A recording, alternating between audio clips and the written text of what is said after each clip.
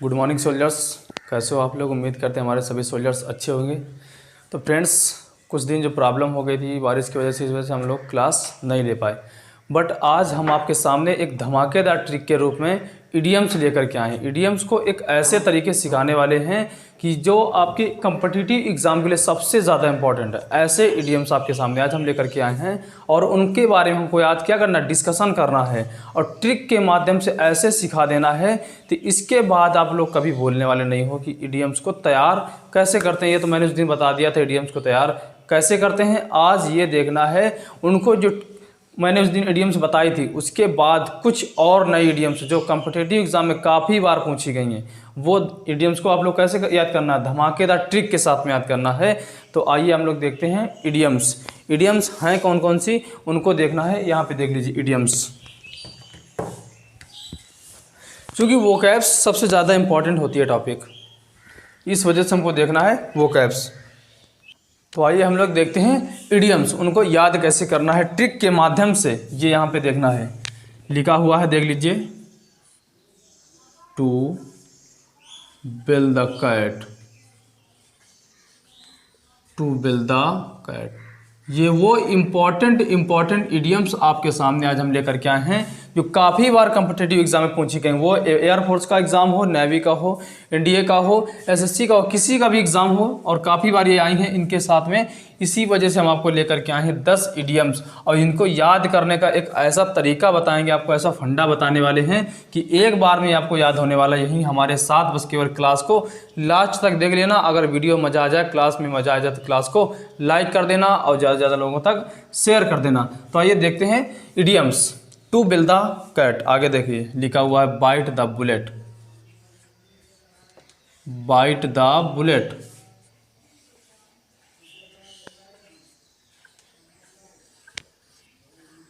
Bite the bullet. आगे लिखा है take the bull by the horns, take the bull by the horns, by the horns. आगे लिखा है to show white feather, to show white feather,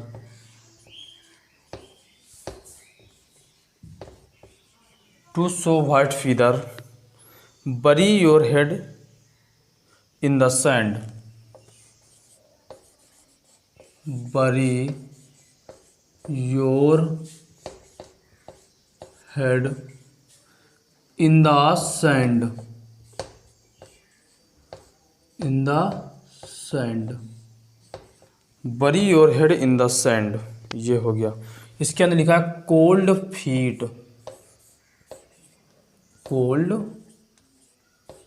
feet. आइए आगे देखते हैं। यहाँ पे लिखा है कोल्ड फीट हो गया। इसके बाद लिखा है एट वंस वाटरलू। यहाँ पे लिखा throw the gloves,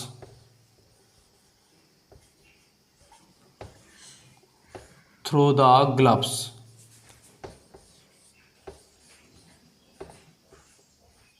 throw the gloves. इसके बाद लिखा throw the sponge, throw the sponge, throw the sponge. इसके बाद में लिखा है throw the towel,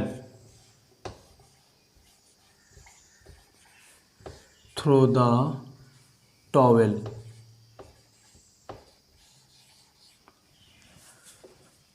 at once Waterloo,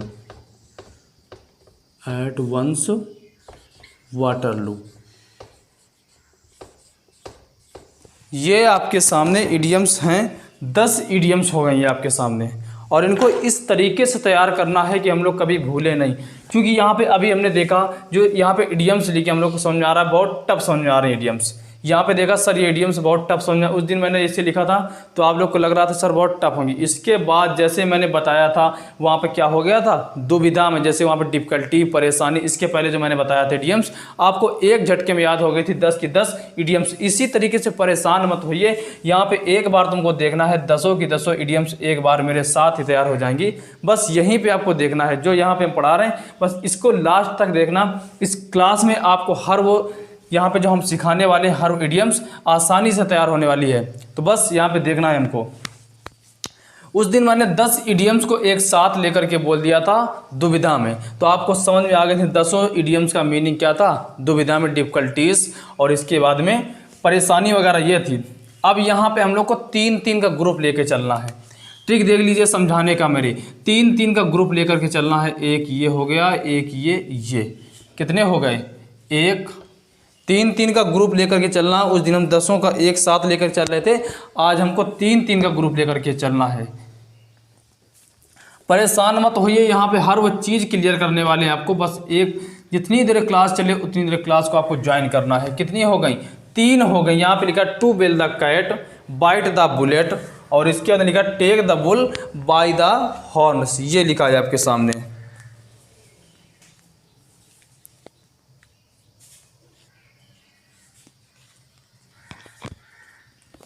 लिखा to bill the cat bite the bullet take the bull by the horns. इसका मतलब क्या होता है, इसका मतलब होता है शो करेज। इन तीनों का मतलब क्या हो गया, शो करेज, साहस दिखाना। अभी ये आप याद रख लीजिए, इन तीनों का मतलब होता है साहस दिखाना। भी ट्रिक के माध्यम से आपको याद कराने वाले हैं कैसे इसका मतलब होता है साहस दिखाना। शो करेज मतलब क्या हो गया, साहस दिखाना। इन तीनों का मतलब नंबर 1, नंबर 2 और नंबर 3, इन तीनों का मतलब क्या हो गया, इन तीनों का मतलब हो गया शो करेज, साहस दिखाना। उस दिन मैंने याद करवाया था आपको 10-10 के ग्रुप में, सीधा 10 का ग्रुप एक दे दिया था और उसमें एक ही मीनिंग हो गई थी दुविधा में।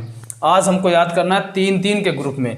3 मीनिंग का अर्थ एक, 3 मीनिंग का अर्थ एक हो गई ना धमाकेदार ट्रिक। तो यहाँ पे क्या हो गया, to bell the cat show courage, bite the bullet show courage, take the bull by the horn show courage. अब कैसे देख लीजिए, ट्रिक के माध्यम से लिखा है टू बेल द कैट, मतलब कि है कि बिल्ली के गले में घंटी बांधेगा कौन। एक सभा चल रही है, सभा में काफ़ी चूहे बैठे हैं, वहाँ पे ये डिसाइड करना हो रहा है कि कौन बांधेगा बिल्ली के गले में घंटी। तो किसी के अंदर इतनी हिम्मत नहीं कि बिल्ली के गले में घंटी बांधे जा करके। यहाँ पे क्या दिखाने काम हो रहा है, साहस दिखाने, सो करेज। समझ में आया, टू बेल द कैट। लिखा बाइट द बुलेट, बाइट मतलब होता है काटना, बुलेट मतलब गोली को काटना।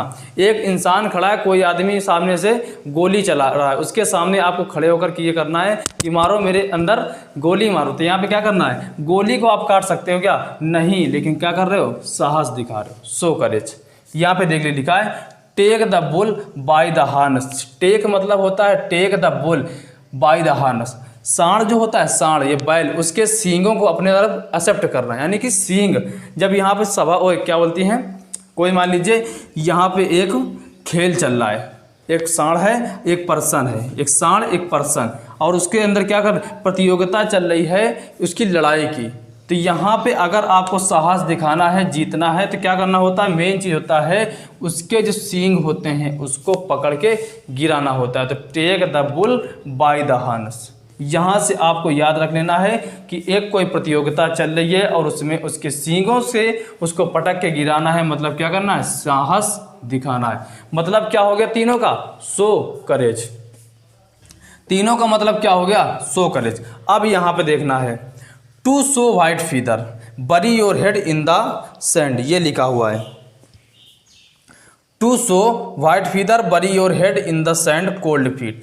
इन तीनों का मतलब हो गया शो करेज, साहस दिखाना, टू बेल द कैट, साहस दिखाना। अब इन तीनों का मतलब हो जाएगा सेम, यहाँ पे हो जाता है डरना यानी कायरता। यहाँ पे आपने साहस दिखा लिया, अब यहाँ पे हम लोग क्या हो गए, डरना यानी कायरता। इन तीनों का मतलब हो गया डरना यानी कायरता। इन तीनों का मतलब क्या हो जाता है, इन तीनों का मतलब हो गया साहस दिखाना, इन तीनों का मतलब हो गया डरना। तो यहाँ पे क्या लिखा, आगे देखते हैं, टू शो वाइट फीदर, यहाँ पे लिखा to show white feather, bury your head in the sand, cold feet. ये 3 मीनिंग का अर्थ क्या हो गया, डरना यानी कि कायरता, कायरता दिखाना, कायरपन दिखाना। तो यहाँ पे टू शो वाइट फीदर कैसे याद करो, देखो वाइट मतलब होता है सफ़ेद, फीदर मतलब पंख, सफ़ेद पंखों को दिखाना। जब युद्ध विराम होता है तो क्या होता है, सफ़ेद झंडे को लहराया जाता है, यानी कि जो पार्टी जीत जाती है तो वो साहस का प्रतीक होती है, जो हारती है वो कायरता का, कायर का प्रतीक होती है। तो यहाँ पे सफ़ेद पंखों का दिखाना, इससे आप ये याद रखना, वाइट फीदर सफ़ेद पंख से याद रख लेना कि मतलब क्या है, डरना यानी कायरता वाला सेंस हो रहा है यहाँ पे। और इसके बाद लिखिए अगला, देख लीजिए, लिखा है बरी your head in the sand, बरी अपने सर को, यहाँ पे बरी मतलब होता है दफनाना, योर हेड अपने सर को, इन द सैंड यानी बालू में, इस प्रकार से याद रखना है, बरी your head in the sand यानी कि अपने सर को बालू में छिपाना। जैसे लड़ाई कोई चल रही है तो लड़ाई में अगर आप किसी से डर रहे हो तो क्या करते हो, कमरे के अंदर घुस जाते हो चुपचाप कुंडी बंद करके। मतलब क्या हो रहा है, कायरता दिखा रहे हो, वहाँ पे डर रहे हो, तभी तो कमरे के अंदर चुपचाप बैठ गए। इसका मतलब क्या हुआ, डरना यानी कायरता दिखाना। कोल्ड फीट, पैरों को ठंडा कर देना, पैरों को ठंडा मतलब कि देखो अगर हमारा खून है, उबाल मार रहा है खूब तेज, तो मतलब क्या हो रहा है, साहस दिखा रहे हैं। लेकिन अगर हमारा वही खून ठंडा पड़ गया, इसका मतलब क्या हो रहा है, डर गए हम, कायरता हो गई, कायरपन हो गया। तो इसका मतलब क्या हो गया, इन तीनों का सेंस हो गया कायरता, और इन तीनों का सेंस क्या हो गया, साहस दिखाना। तो किस प्रकार से याद किया आपने, बहुत आसानी से समझ लिया इन तीनों को, 3 मीनिंग का अर्थ सेम जा रहा है। सबसे बड़ी बात तो ये हो गई कि अभी तक हमको एक मीनिंग का अर्थ एक होता था, बट यहाँ पे 3 मीनिंग है जिसका अर्थ क्या जा रहा है, सेम, डरना यानी कायरता। इन तीनों का मीनिंग हो गए सो करेज। आइए अब आगे देखते हैं। इंपॉर्टेंट, ये भी बहुत इंपॉर्टेंट, कई बार आपके एग्जाम में पूछी जाने वाली हैं इडियम्स, इस वजह से इनको सबको याद करके रखना है अच्छी तरीके से। अगर किसी भी इडियम्स को जो मैंने ट्रिक याद बताई है याद करने का, अगर कुछ भी प्रॉब्लम करती है तो आप लोग कमेंट सेक्शन में जाइए और तुरंत जा करके ये बता दीजिए सर हमको ये ट्रिक नहीं समझ में आई, क्योंकि आज की ट्रिक बहुत इंपॉर्टेंट है और ये सब 10 इडियम्स जितने भी हैं कॉम्पिटिटिव एग्जाम के लिए काफ़ी इंपॉर्टेंट आने वाले हैं। तो अगर क्लास में मज़ा आ रहा हो, क्लास अच्छी लग रही है, जिस भी सोल्जर से मैं क्लास को लाइक ना किया हो, लाइक कर दीजिए, ज़्यादा से ज़्यादा लोगों तक शेयर करते रहिए और चैनल को सब्सक्राइब करते रहिए। यहाँ पे लिखा throw the gloves, throw the sponge, throw the towel. इसका मतलब हो जाता है ग्लव्स उतार देना, यानी कि देखो यहाँ पे हो जाता है final defeat, surrender. Throw the gloves, throw the sponge, throw the towel, इन तीनों का मतलब हो जाता है सरेंडर करना, मतलब खुद को क्या करते हैं, सरेंडर करना। इन तीनों का मीनिंग हो गई, यहाँ पे देख लीजिए हमने लिख दिया सरेंडर, सरेंडर, सरेंडर करना। Throw the gloves, throw the sponge, throw the towel, इन तीनों का मीनिंग हो जाता है सरेंडर करना, मतलब खुद को क्या करते हैं, जैसे हार जाते हैं क्या करते हैं, हम सरेंडर कर देते हैं। कैसे, थ्रो द ग्लव्स, जब यहाँ पे हम लोग क्या होती है, एक प्रतियोगिता होती है, वो प्रतियोगिता कैसी, मुक्केबाजी की हो जाती है और इसके बाद कुश्ती वगैरह की हो जाती है। तो यहाँ पे हम लोग क्या करते हैं, ग्लव्स जो हाथों में पहने रहते हैं, बॉक्सिंग वगैरह जो होती है, तो इसके बाद हम लोग ग्लव्स क्या उतार देते हैं, मतलब क्या, सरेंडर हो गए। ग्लव्स तब उतारे जाते हैं खेल में जब हम लोग सरेंडर हो जाते हैं, मतलब हम लोग हार जाते हैं, तब वहाँ पर ग्लव्स उतारे जाते हैं। उसी प्रकार स्पंज भी होता है, एक जो पहनने का एक होता है, जैसे यहाँ पे ग्लव्स होते हैं उसी प्रकार स्पंज पहने जाते हैं। तो अगर कोई 2 ये प्रतियोगी हैं, यहाँ पे एक प्रतियोगी हार गया और उसने अपने स्पंज और ग्लव्स को उतार दिया, मतलब क्या हो गया, सरेंडर हो गया। इसका सेंस गया सरेंडर। थ्रो द टॉवेल, इसी प्रकार जो रेफरी होता है उसमें प्रतियोगिता में, तो रेफरी काम होता है टॉवेल से, जो प्रतियोगी हारता होता है उसको क्या करते हैं, उसकी हर ये चीज़ की, ये अगर प्रॉब्लम कोई होती है तो उस प्रॉब्लम को दूर करना, ये रेफरी काम होता है। तो टॉवेल जो होता है, थ्रो द टॉवेल, टॉवेल का मतलब फेंक देना, इसका मतलब क्या हो गया, हार गया, सरेंडर हो गया। इन तीनों का मतलब क्या हो गया, सरेंडर।